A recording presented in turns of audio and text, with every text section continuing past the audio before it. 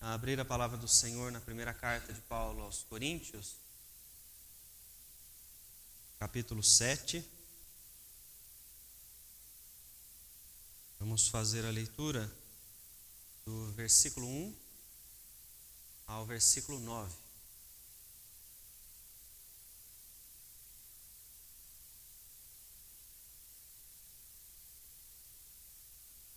Primeira carta de Paulo aos Coríntios, capítulo 7, versículo 1 até o versículo 9. E diz o seguinte, a palavra do Senhor. Quanto ao que me escrevestes, é bom que o homem não toque em mulher, mas por causa da impureza, cada um tenha a sua própria esposa e cada uma o seu próprio marido. O marido conceda à esposa o que lhe é devido, e também, semelhantemente, a esposa ao seu marido. A mulher não tem poder sobre o seu próprio corpo, e sim o marido. Também, semelhantemente, o marido não tem poder sobre o seu próprio corpo, e sim a mulher. Não vos priveis um ao outro, salvo talvez por mútuo consentimento, por algum tempo para vos dedicardes à oração, e novamente vos ajuntardes para que Satanás não vos tente por causa da incontinência. E isto vos digo como concessão e não por mandamento. Quero que todos os homens sejam tais como também eu sou. No entanto, cada um tem de Deus o seu próprio dom. Um, na verdade, de um modo, outro de outro. E aos solteiros e viúvos digo que lhes seria bom se permanecessem no estado em que também eu vivo. Caso, porém, não se dominem, que se casem, porque é melhor casar do que viver abrasado. Vamos orar? Vocês? Querido Deus, em nome de Jesus, nós agradecemos ao Senhor pela liberdade que temos de poder ler a Tua Palavra e poder compreender a Tua vontade, a Deus, nos diversos aspectos da nossa vida, Senhor. Peço a Ti, ó Deus, que nos dê neste momento sabedoria, que o Senhor conduza este momento para que todos possam compreender a Tua Palavra, que ela possa encontrar morada em nosso coração para vivermos, para aplicarmos isso no nosso dia a dia, para ensinarmos isso, ó Pai, em meio a esta geração em que nós vivemos. Em nome de Jesus, ó Deus, nós oramos e desde já nós agradecemos ao Senhor. Amém, Senhor.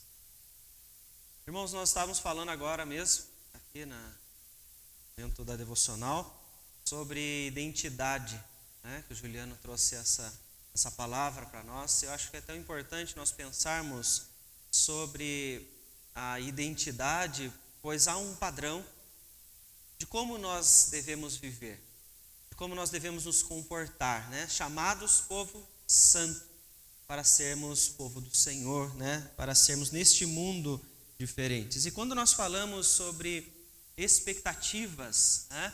Que é o que nós começamos a tratar na semana passada, nós vemos então que as expectativas que nós criamos ao longo da vida, elas podem interferir na identidade a qual nós somos chamados para ser, né? Aqueles que foram chamados para serem servos estão vivendo neste mundo, estão sendo então atingidos por diversas ideias, filosofias, pensamentos, seja no âmbito familiar ou não, estamos ouvindo. E quando você observa a maneira como as pessoas olham o casamento, a relação sexual, momentos específicos dessa parte da vida, você observa o quanto que isso está deturpado.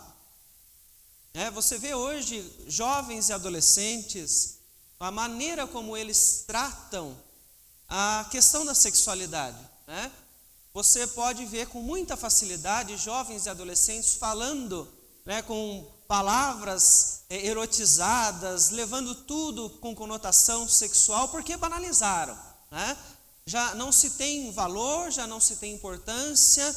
O que mais então é dito é o prazer, é o que vale, né? Então adolescentes, jovens, eles buscam os relacionamentos com uma expectativa. A expectativa de que o seu prazer possa ser satisfeito. Isso então é levado adiante. Essas expectativas que são criadas Eu estou falando de adolescência, né? Mas acho que hoje em dia até a gente pode chegar um pouquinho mais cedo, né? Crianças que já falam sobre namoro, sobre beijos, sobre o ato sexual, sem ao menos saber o que eles estão tratando, mas já estão com este vocabulário sexualizado, né? Erotizado. E você vê eles criando expectativas, né? Estão almejando algo. Eles olham para frente e eles então já sabem que eles têm que arranjar alguém para satisfazer o seu prazer, né? Porque, né? Aí você começa com as palavras, né? Porque ele vai ter que ficar, porque se não ficar, porque se não tiver o beijo na boca, já vai ser excluído. Então já começa por aí uma coisa que parece ingênua, que parece tão simples, né? Que mal há nisso, né? O mal há é porque nós afastamos aqueles então que buscam servir ao Senhor do propósito para o qual Deus os colocou neste mundo, para honrá-lo, né? Para servi-lo em santidade. Isso começa desde a infância, né? Então você pode observar o quanto que esta ideia, né? E você pega aí jovens, adolescentes que estão chegando, né? A fase adulta, né? Você observa aqueles que estão começando a ter relacionamentos, né? Começou a namorar, né? Ou está prestes então já a se casar. O que a mente dessas pessoas ela espera para os próximos passos?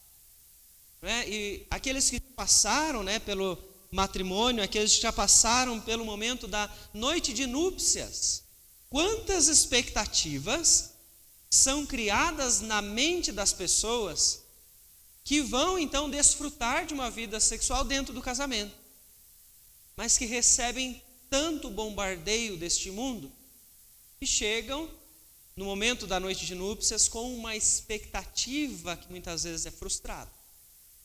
Porque a ideia sobre o ato sexual, sobre o casamento, sobre família, sobre relacionamentos, ela não está mais sendo retirada das Escrituras. Ela está sendo usada aquilo que o mundo está dizendo, né? O que é que mais importa para as pessoas? E é importante, então, nós pensarmos sobre isso, né? Expectativas. Quais as expectativas que você já ouviu falar que as pessoas tinham sobre o casamento e que você descobriu que era tudo mentira? Não é? Vai ser perfeito, não é isso? Quantas pessoas já ouviram falar, não, depois do casamento não há problemas, né?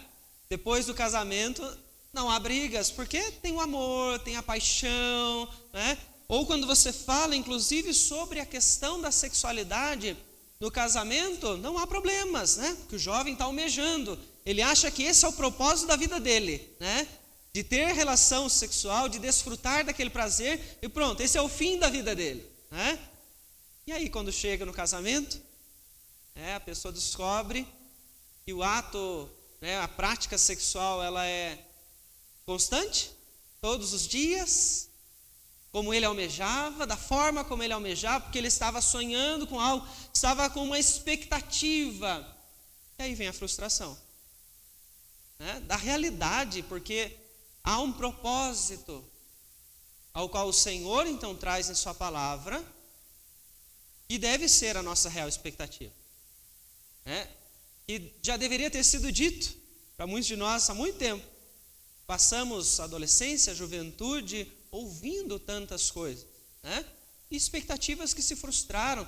Talvez você tenha experiências de momentos no seu relacionamento aos quais você sonhava que era para ser uma coisa e foi completamente diferente, né? Então nós vamos observar a palavra nos falar. Se eu não me engano, no ano passado, quando nós falamos sobre o Deus do sexo, né, uma revista, tratamos um pouco sobre esse texto, mas nós vamos tentar olhar um pouco antes, tá? Do momento em si, né, do próprio ato, né, o qual o texto vai nos instruir sobre isso, qual é o propósito, mas precisamos olhar então um pouco antes, tá? O texto então, 1 Coríntios capítulo 7, como nós observamos no começo, ele vem falar então sobre uma expressão que é importante você definir para você poder lembrar o que é que Paulo está falando aqui, que ele trata no versículo 1 e 2 e depois ele volta a falar sobre isso nos versículos 8 e 9 ele começa então dizendo: é bom que o homem não toque em mulher. Paulo está falando aqui sobre uma condição específica a algumas pessoas, as quais então elas vão viver o celibato, aos quais eles não vão se envolver, não vão se casar, não vão ter relações sexuais com outras pessoas. Isso, como ele vai dizer no final do texto, é chamado de Deus, específico para algumas pessoas. Ele vem falar no final do 7, né? Cada um tem de Deus o seu próprio dom, um na verdade de um modo, outro de outro. Ele está falando sobre isso. Algumas pessoas então elas não foram chamadas para o celibato, então não adianta elas forçarem viver dessa forma, porque em algum momento elas correm o risco de cair na impureza. E é por isso que ele começa daí o versículo 1, dizendo desta forma, e no 2 ele fala: mas por causa da impureza, ou seja, aquele que não foi chamado para o celibato, pode cair em pecado, pode viver na impureza, porque não foi chamado para isso. Então ele diz que é melhor que não permaneçam solteiros, que se casem, tenham a sua própria esposa ou a esposa o seu próprio marido. Então Paulo começa falando sobre esse ponto de vista, porque há então este chamado para algumas pessoas. Mas o que nós vemos então ele enfatizar na maior parte desse texto é sobre aqueles então que não foram chamados ao celibato e precisam lidar com isso, precisam lidar com esse desejo, né? E entender isso à luz das Escrituras é importante, porque você vê muitas pessoas que fogem deste assunto, porque acham que é sujo, que é errado, isso porque criaram expectativas ao longo de adolescência, juventude, porque a família ensinou assim, porque os amigos ensinaram dessa forma, porque nunca foi tratado. Isso fez com que essas pessoas entrassem em relacionamentos e se frustrassem. Quando você olha então o momento que Paulo já está dizendo aqui, né? Quando ele vai falar no versículo 3 do marido conceder à esposa o que é devido, ele está falando sobre uma dívida. Há uma dívida então, quando o casamento é selado, há uma dívida de um para com o outro. Mas antes disso, né, você tem então a expectativa do grande dia, né, da noite de núpcias, do encontro dos dois, do momento em que eles vão então se unir. E o texto de Cantares, ele vem trazer para nós algo muito interessante, que é sobre esse relacionamento. E eu gostaria que alguém lesse para nós, por favor. Cantares, capítulo 1, versículo 2. 1 e 2, pode ser. Quem pode ler para nós, por favor?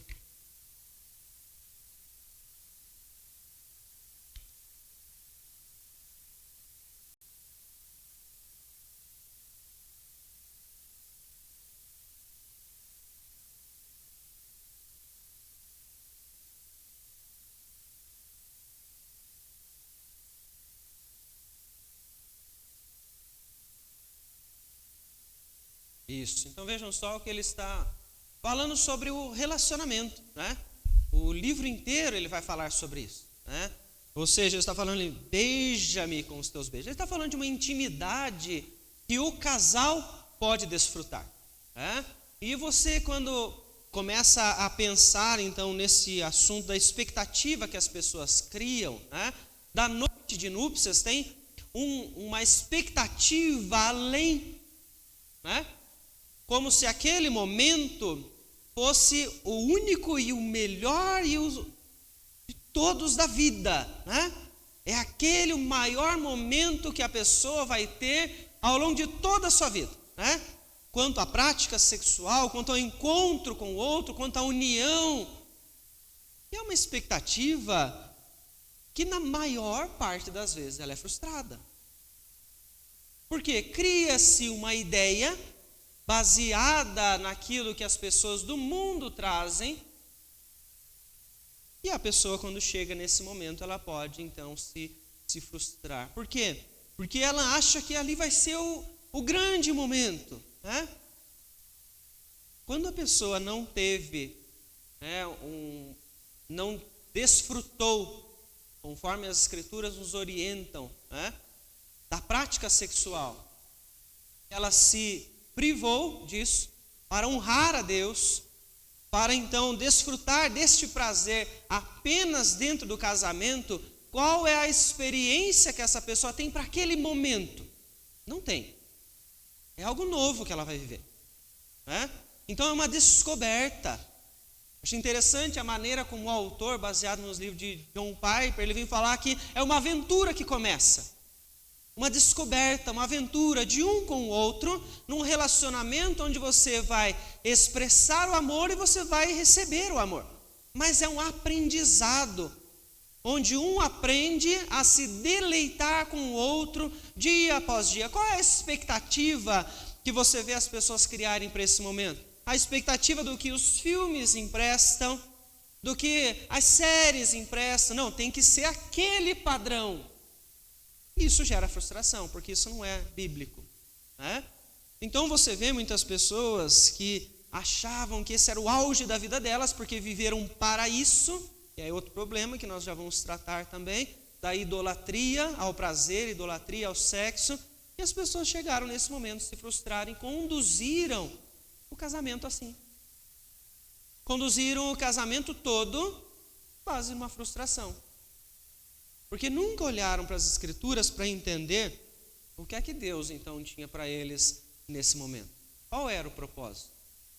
E isso então depois tem outros cenários, né? Você tem uma família que começa, vamos imaginar então um casal jovem que está em uma condição física, uma composição familiar. E isso muda, né? Com o passar do tempo isso muda. Então, se aquilo começou já de uma forma errada, se a expectativa foi criada fora das Escrituras, isso precisa de restauração. Esse olhar no relacionamento, no ato sexual, no prazer, tem que ser restaurado à luz das Escrituras, porque senão vai levar a uma vida de pecado, de impureza.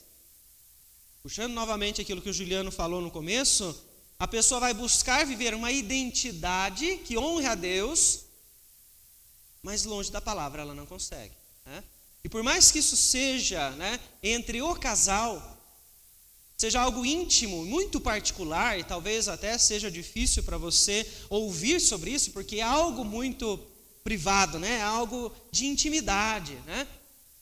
Apesar de ser apenas entre os dois, né, porque dentro do casamento isso é então permitido, o único espaço onde isso é permitido, nós temos que lembrar então que são dois servos de Deus, estão buscando viver em santidade, buscando honrar ao Senhor. Então, neste momento também é preciso olhar para as Escrituras para podermos honrar a Deus, né? Então você tem a mudança do quadro da família, né? Chega 1, 2, 3 filhos, os filhos crescem. E como é que fica aquela expectativa? Entendem? Se é uma expectativa já errada, está longe daquilo que as Escrituras ensinam, pronto, isso pode levar a outras práticas, pode levar a outros pecados, pode levar para longe do Senhor. Ou você tem a mudança na estrutura do corpo, porque a idade muda, né? As forças mudam, a pessoa já não tem mais o mesmo vigor da juventude dos 20 anos, dos 18 anos. E como é que isso então se comporta, né? Se nós entendemos biblicamente onde está o papel do ato sexual e como isso pode ser desfrutado, se nós entendemos, isso pode continuar. Se não, a frustração que já aconteceu lá na noite de núpcias, ela pode continuar conduzindo um casamento, uma família para longe de Deus, né? Cada vez mais para longe, porque se a pessoa não foi chamada para o celibato, ela vai viver abrasada, né? E se ela não cuidar disso, ela pode cair então na impureza. Então nós podemos olhar, né? Paulo começa a falar, como falamos aqui no versículo de número 3, sobre aquilo que é devido, né? Um pagamento, né? Se nós podemos dizer assim. Está devendo algo para o cônjuge, né? E ele está falando sobre o momento então do prazer, né? Ele está falando que é preciso ter satisfação. Afinal de contas, se você for olhar toda a criação, Deus poderia ter criado o homem e a mulher para multiplicar-se, né, para ter outros filhos, e ele poderia não ter inserido o prazer. Poderia não existir isso, mas ele o colocou. Então Deus criou isso com um propósito. Isso é importante nós enfatizarmos para nós brigarmos com a ideia de que o prazer do ato sexual é pecado, porque ele não é, quando desfrutado dentro do casamento. Isso é importante nós então lembrarmos sempre. E Paulo está falando aqui que é preciso então ter esta satisfação, um conceder ao outro aquilo que lhe é devido. Por que nós então olhamos Paulo falar isso e precisamos entender? Porque existem muitos casais, você já deve ter ouvido de contos, né, de experiências, de testemunhos, de amigos, de parentes que vieram e desabafaram com você e falaram: não era aquilo que eu esperava, porque o outro priva o cônjuge do prazer.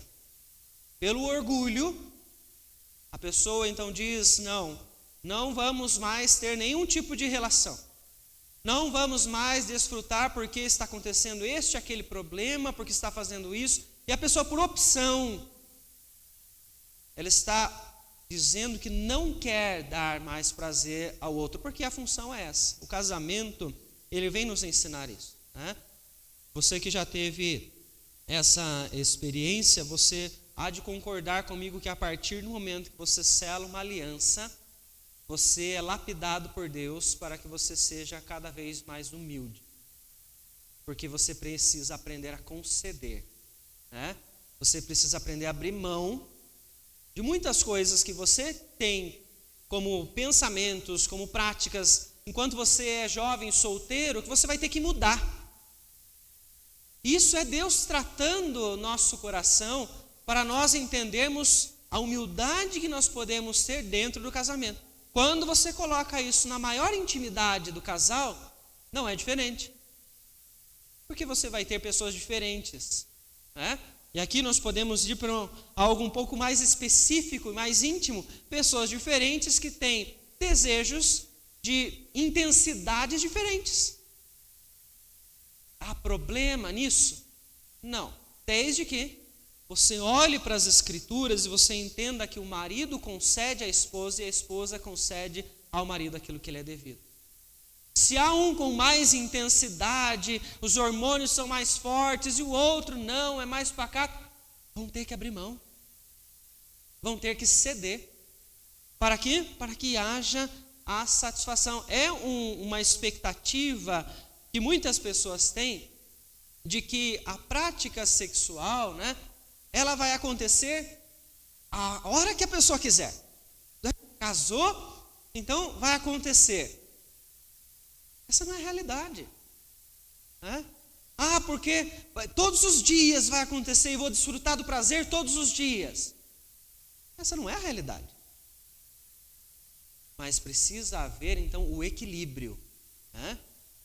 Porque precisa satisfazer esse desejo. É esse o momento, né? Dentro do casamento que isso é possível. Se a pessoa não foi chamada para o celibato, então ela vai precisar daquele momento. Paulo diz: então se case. E aqui ele não está falando para a pessoa se casar e procurar qualquer pessoa, né? Em qualquer momento. Não. Vamos olhar aqui, identidade, né? Santos chamados para ser conforme aquilo que o Senhor tem proposto. Então, ele está falando para as pessoas se casarem com aqueles que vão ajudá-los a honrar a Deus, e inclusive nesses momentos, né? Então vai precisar entender que o equilíbrio vai acontecer, né? Porque a satisfação de um e de outro, elas têm que acontecer, né? Inclusive, o apóstolo Paulo vem dizer no versículo de número 5, sobre a privação, né? Não vos priveis um ao outro. É importante isso, né? Tem que ter certa regularidade. Por quê? Qual é o grande problema do texto? Viver abrasado. A pessoa tem desejo, né? O Senhor concedeu isso. se ela pode desfrutar porque ela já então está vivendo o matrimônio, por que ela então não está vivendo isso, né? Ela tem esse desejo, isso vai fazer com que ela abra uma grande brecha para outras tentações. Porque o cônjuge, a esposa, o marido, então agora brigaram, né? Teve um problema dentro da casa e brigaram e agora não querem mais desfrutar desse momento. O que é que eles vão fazer com esse desejo? O que é que eles vão fazer com esse desejo que Deus concedeu para eles desfrutarem naquele momento, né? Nós sabemos que Satanás está à espreita. E aí você vê muitas pessoas se envolvendo com outros. Por quê? Porque um privou o outro dentro do lar de ter aquele momento de satisfação. Isso leva ao pecado, né? É o problema que Paulo está dizendo aqui, né? Viver abrasado pode levar você então à impureza, pode levar ao pecado. Então pessoas diferentes vão viver dentro do casamento expectativas diferentes. Mas vão precisar então desse equilíbrio, né? Quer comentar, Paulo?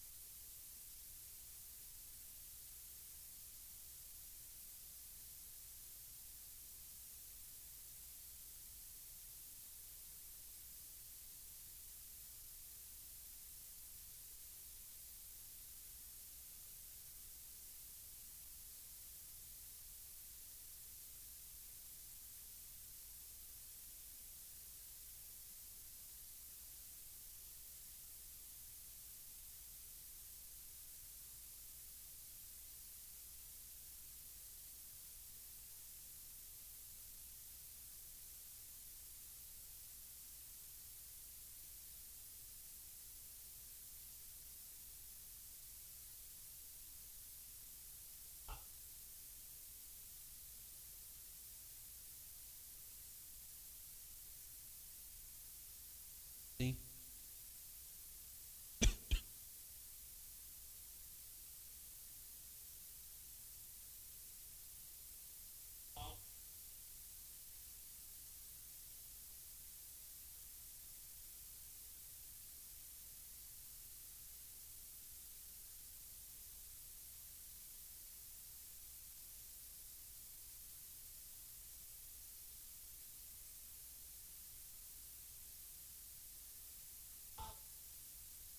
Sim.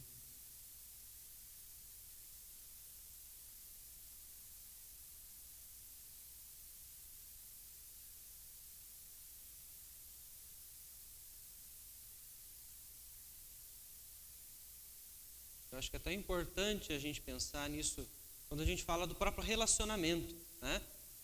Relacionamento à luz das Escrituras, né? O conhecer um ao outro, saber, né, quem é a outra pessoa, né? Como ela se satisfaz, né? Como que essa pessoa ela pensa, ela entende aquele momento, né? O que o Paulo colocou é muito importante, né, sobre a violação, né? Porque aí você tem muitos casamentos onde a pessoa está frustrada, né?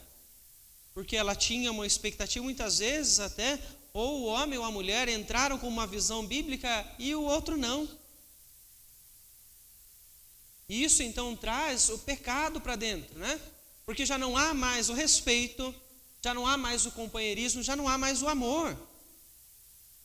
A pessoa não procurou conhecer quem era a pessoa com quem ela estava se relacionando, com quem ela se casou. E aí, como nós falamos, né, na expressão de uma aventura que começa, uma descoberta de um para com o outro, de como vão desfrutar desse prazer, quais os limites onde eles podem então chegar. Porque muitos, quando olham hoje, né, a visão da sexualidade que o mundo traz, acham que não tem limites. Podem fazer o que bem entendem e à luz das Escrituras não é bem assim, né? E nós precisamos então entender para quê? Para não trazer essa prática, né, da violência naquele momento, né, forçando práticas que o outro não quer. Práticas que não são agradáveis a Deus, né? E aí, como nós falamos, quando há a privação, você então tira esta ideia do versículo 4, né, de que um pertence ao outro, né, para que possam se conhecer, para que possam se ajudar um ao outro, satisfazer o seu prazer, cada um, de acordo com aquilo então que o Senhor está orientando em sua palavra e conforme cada um deles compreende o momento deles viver, né? O Paulo mencionou uma questão, uma realidade. Nem todos aqueles que vão para a noite de núpcias, eles têm a primeira noite do ato sexual ali, né? Já ouvi várias histórias, pessoas que contaram e falaram, não, aquele momento ali, talvez você já tenha escutado algo assim, a pessoa passou ali a noite ajudando a esposa a tirar os grampos do cabelo e pelo cansaço do casamento dormiram. Há algum problema nisso? Não. Mas o problema está, há uma expectativa, né, de que tem que acontecer naquele momento e tem que ser daquela forma, e as pessoas se frustram. Quando você observa, então, a palavra mostrar que há o espaço para desfrutar desse prazer, né, e isso deve ser vivido, né? Alguém pode ler para nós o texto de Provérbios, capítulo 5, versículos 18 e 19?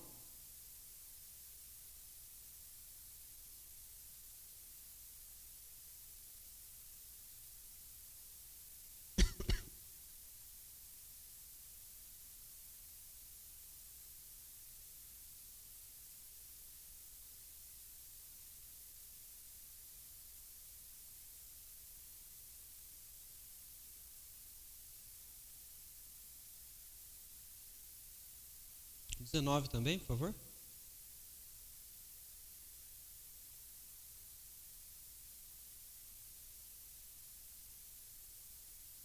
Então vejam só, o texto está falando de um relacionamento, né? Há uma intimidade aqui nesses versículos, né? Às vezes as pessoas falam assim, mas a Bíblia não fala sobre essa intimidade. Fala, né? Aqui pegamos Provérbios, né? Leia o texto de Cantares, né? O Cântico dos Cânticos aí inteiro, para você ver, ele trata de intimidade mesmo, né? Vamos até falar mais sobre isso na próxima lição, se eu não me engano. E ele vem usar aqui duas expressões, né? O saciar-se, o embriagar-se. Veja, ele está incentivando, né, a embriaguez, mais do que neste momento do prazer, da satisfação nesse momento de intimidade. Então isso é permitido, isso deve ser desfrutado com o respeito, né, com a mutualidade, com o amor, onde estão descobrindo, né, estão vivendo juntos.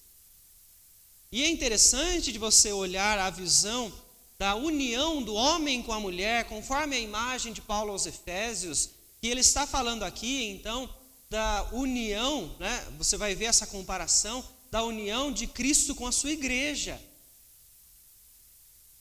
Então, quando você olha esta imagem, você vê que este prazer que é possível, então, ser vivido, traz uma alusão ao prazer que vai ser muito maior daquilo que vai ser vivido na eternidade, quando Cristo, então, se reencontrar com a sua igreja. Então nós precisamos entender que há aqui um prazer que pode ser então desfrutado, deve, né, como o texto nos diz, com todo o respeito, com o conhecimento, com o entendimento de quem é a pessoa que está junto, sem que seja violado, né, qualquer momento, qualquer direito da pessoa. Porém, esse não é então o instante que você vive todos os dias, todos os momentos. E aí é o grande outro problema que nós falamos, né? Quando as pessoas entram nos relacionamentos achando que a vida do casamento vai ser só isso. Porque são ensinadas pelo mundo, como nós vivemos no nosso país, e você vê isso sendo lançado a todos os momentos, em todos os meios de comunicação, é lançado como o principal da vida da pessoa. Para que é que você vive, né? O jovem está vivendo, eu vivo para ter o meu primeiro dia de prazer sexual. Com quem? Com quem puder, porque o importante é eu ter o meu prazer. E aí você vê uma idolatria ao sexo, à prática sexual. E aí você vê as pessoas deturpando cada vez mais algo que é sagrado, que Deus criou para ser desfrutado em obediência a Ele. Você honra a Deus, né? Pode parecer estranho você pensar isso, mas você honra a Deus quando você pratica a sexualidade dentro do casamento, porque Deus criou para isso.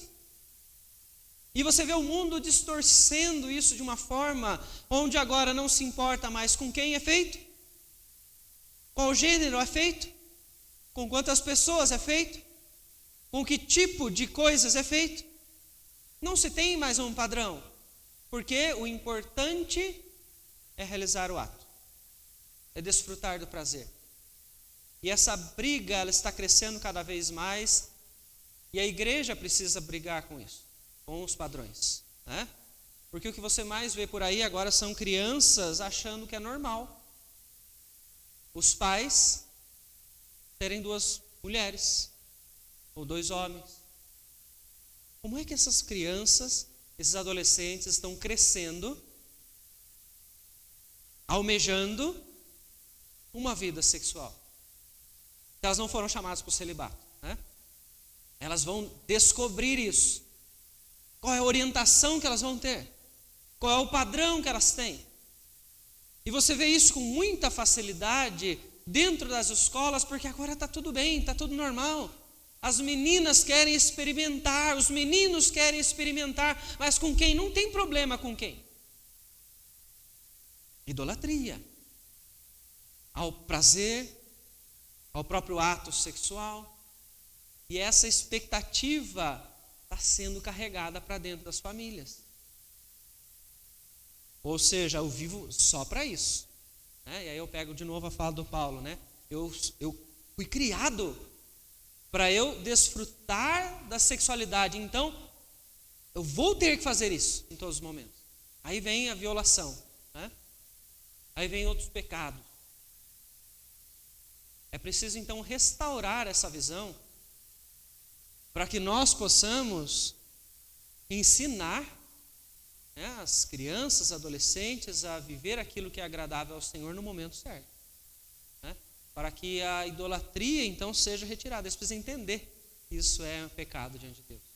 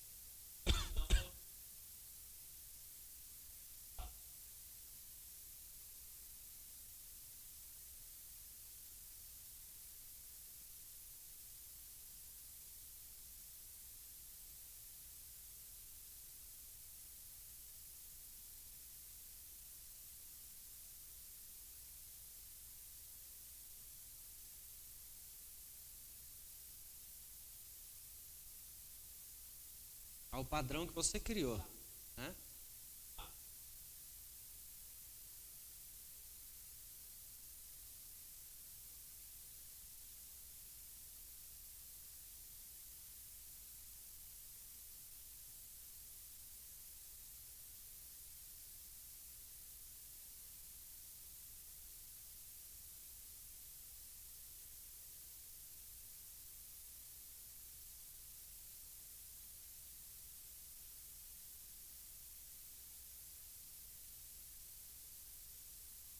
E aí o abandonar, você entra por várias vertentes, né? Desde o divórcio, né?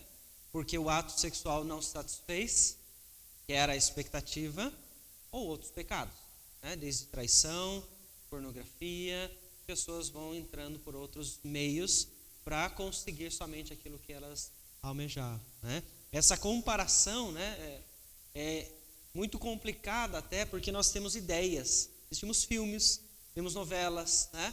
E aquilo te incentiva a viver da mesma forma, né? Você tem aí jovens sendo direcionados por séries que tratam a sexualidade como se fosse algo normal para qualquer um, qualquer momento, né? Então ele tem aquele padrão na mente. Então como é que ele não vai viver isso para ver se no momento, né, ele não vai fazer certo? Né? Para ele poder cumprir com aquilo que ele idealizou na mente. Como eu falei, às vezes nem acontece, né? No primeiro momento, primeiro encontro, primeira noite de núpcias, às vezes é um momento que não vai acontecer, né?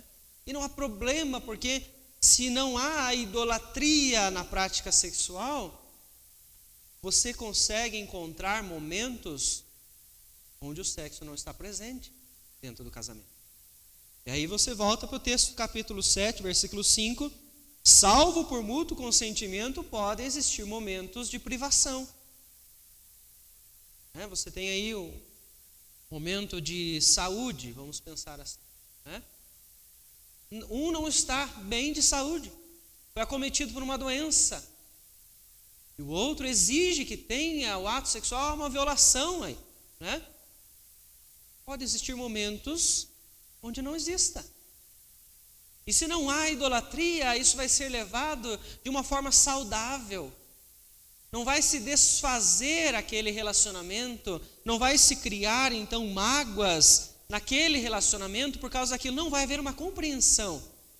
Eles se conhecem, né? Eles entendem o momento do outro, eles respeitam um ao outro, amam um ao outro, né?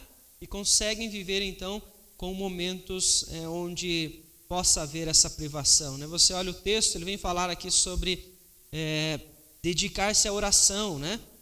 Buscar juntos a Deus, mas veja que há um momento específico, né? Quando por escolha, quando por opção. Então é possível então essa privação? É possível, né? Para que possa então buscar diante de Deus uma maior intimidade, se privando de alguns prazeres momentâneos. Por quê? O texto mesmo diz. Porque o próprio Satanás pode usar aquele momento para criar, né, um momento de tentação, né? E aí você traz outros elementos para dentro do casamento que vão desconstruir toda a identidade pela qual você estava lutando até aquele instante, né? Então precisa ter sabedoria, né, se for usado desta forma, né, com um propósito, porque a tentação ela vai chegar. O desejo não vai se apagar de uma hora para outra, né? Se a pessoa ela foi criada desta forma, o desejo vai permanecer, né? Então isso precisa ser muito bem orientado pelas Escrituras para que a pessoa não venha cair em pecado. Então há um perigo nisso, né? E aí você pode observar então a maneira como Paulo vem falar sobre o ato em si e pode levar as pessoas ao pecado. E nós vamos olhar outro texto e vamos ver sobre a pureza que deve existir. É o texto de Hebreus capítulo 13, versículo de número 4. Se alguém puder ler para nós, por favor.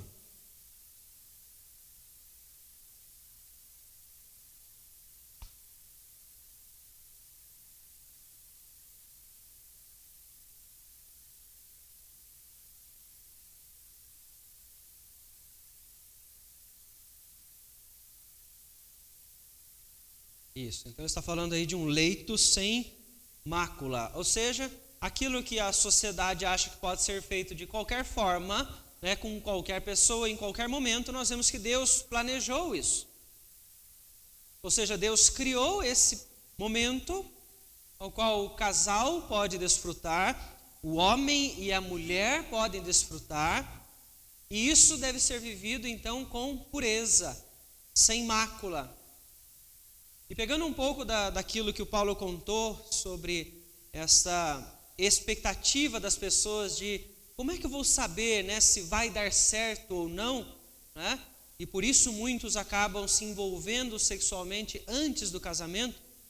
Você vê que isso pode trazer o pecado para dentro dos casamentos.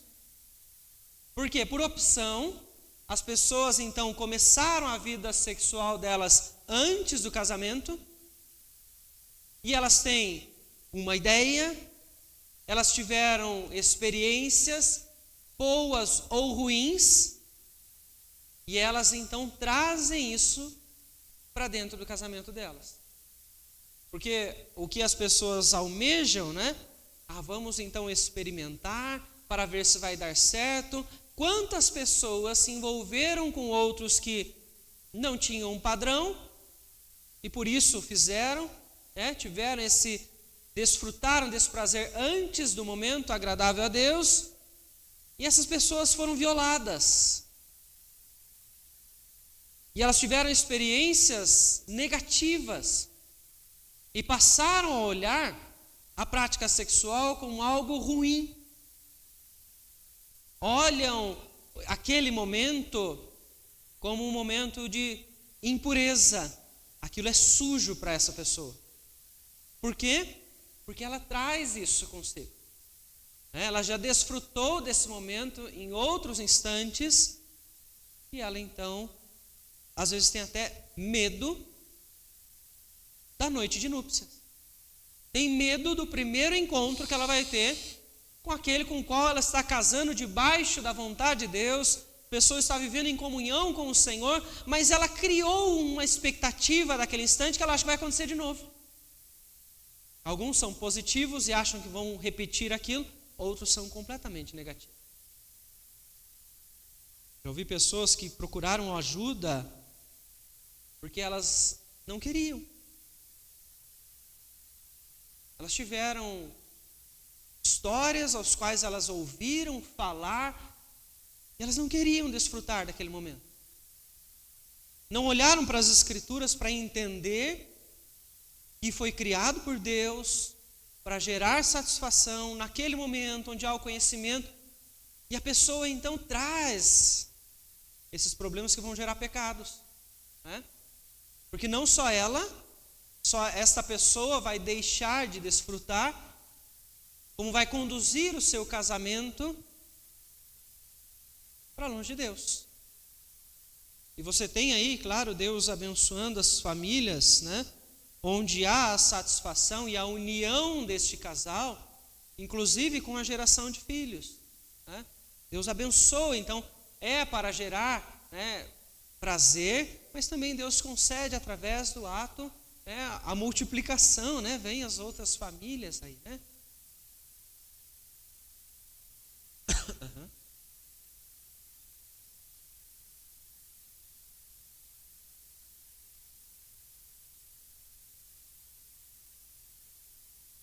Sim.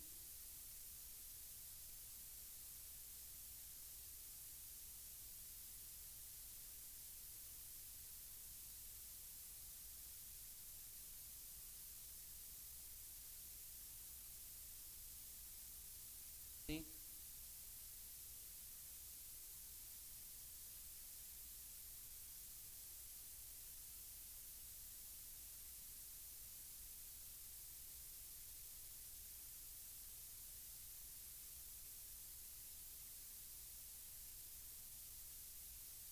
E não tem maturidade nenhuma para compreender o valor de um momento, né, olhando o casamento abaixo das luz das Escrituras, né, e faz com que muitas vezes essa criança ela almeje uma vida sexual antes da hora, também, além do trauma, né? Então nós temos dois pontos de vista, né? Tanto alguns que são levados a uma expectativa positiva, vai ser desta forma e é frustrado por isso, e outros algo completamente negativo, né? Você tem aí, e aí talvez não seja pelo próprio consentimento, mas pela idolatria no ato sexual, quantas pessoas, meninos e meninas, são abusados sexualmente quando crianças ou adolescentes, e eles crescem achando que venceram este trauma, mas que eles têm medo desse momento, porque eles nunca entenderam, nunca trataram isso à luz das Escrituras. Porque quando você encontra pessoas então que viveram traumas, que criaram expectativas, que viveram no pecado da sexualidade antes de conhecer a Cristo ou de compreender o que é a sexualidade, né? Você vê então que essas pessoas, elas precisam da restauração. Elas precisam voltar para Cristo, olhar para as Escrituras e entender qual é o papel. Crianças que não foram tratadas precisam entender. Adolescentes que nunca ouviram dentro de casa sobre a sexualidade estão tentando descobrir a sua própria vontade e vão levar isso para o casamento. Precisam voltar para as Escrituras. Precisam então olhar para a palavra, voltar a Cristo e restaurar a imagem de que a sexualidade ela é boa, criada por Deus para ser desfrutada pelo homem e pela mulher dentro do casamento. Então nós vemos que muitas pessoas são levadas por uma motivação completamente errada, porque deixaram de olhar para Cristo. E aí você vai ver então famílias que têm uma identidade completamente diferente daquela que o Senhor tem para elas. Por quê? Muitas vezes o problema das famílias está num leito que não é sem mácula. Às vezes o problema dos filhos e relacionamentos está no conceito que a pessoa tem da sexualidade, e o problema está nesse momento. Famílias que estão desestruturadas, famílias que vivem em pecado, por quê? Porque os pais não trataram isso à luz das Escrituras, eles, um com o outro. E é preciso restauração. Ou melhor, é possível a restauração. Né? É o que nós precisamos enfatizar.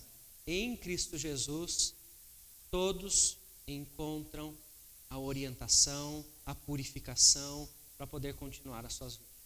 Então, se existe algum tipo de conceito que você carrega, que você trouxe consigo, as Escrituras nos mostram então que existe esse espaço e isso precisa ser dito e precisa ser ensinado. Jovens, adolescentes, crianças, no momento certo, com as palavras certas, precisam entender o corpo, precisam entender os desejos, precisam entender o relacionamento, precisam entender o que é, qual é a expectativa que ela vai ter que criar para aquilo. E isso então nós temos o prazer de entender pelas Escrituras e então poder explicar. Lembre-se que as falsas expectativas estão levando as pessoas a uma frustração, e isso vai levar então com que elas vivam em pecado. Que você seja abençoado pelo Senhor com sabedoria, com fé, com discernimento, para que você possa entender sobre o momento que você vive, da sua sexualidade. Seja você solteiro, casado, viúvo, cada um de nós está vivendo um momento diferente, a qual Deus continua trabalhando em nós. E precisamos entender aquilo que Ele está então nos mostrando pela palavra, para que todos nós possamos viver em santidade para honrar ao nosso Senhor. E Deus nos abençoe e nos permita então voltar sempre às Escrituras. Se em algum momento a nossa mente, pelo conteúdo que recebemos do mundo, ela tem sido levada a uma vida desagradável ao Senhor. Que a palavra molde o seu coração, seja aplicada pelo Espírito em você, para que você possa viver em santidade e honrar ao Senhor em todos os momentos. Vamos orar nesse momento, só para encerrar a lição, aí já passamos para o encerramento da nossa escola dominical. Querido Deus, em nome de Jesus, nós queremos agradecer ao Senhor pela Tua palavra. Agradecemos a Ti, ó Deus, pelo privilégio que o Senhor nos dá de termos liberdade para ouvir sobre algo tão íntimo, tão particular, no qual o Senhor planejou tudo, ó Pai, e nos traz uma instrução, ó Pai. Que o Senhor abençoe a cada um de nós, o Senhor abençoe a Deus os conceitos que nós temos, que o Senhor nos ensine no momento certo das experiências da vida no casamento, que o Senhor ensine cada um, ó Deus, a desfrutar destes prazeres, Senhor. Aqueles, ó Pai, que já não vivem mais desta forma, que o Senhor também abençoe e instrua conforme os seus desejos, conforme o momento que estão vivendo, que o Senhor esteja abençoando para que todos possam viver em santidade e honrar ao Senhor, ó Pai. Em nome de Jesus, ó Pai, que nós oramos e agradecemos a Ti. Amém, Senhor.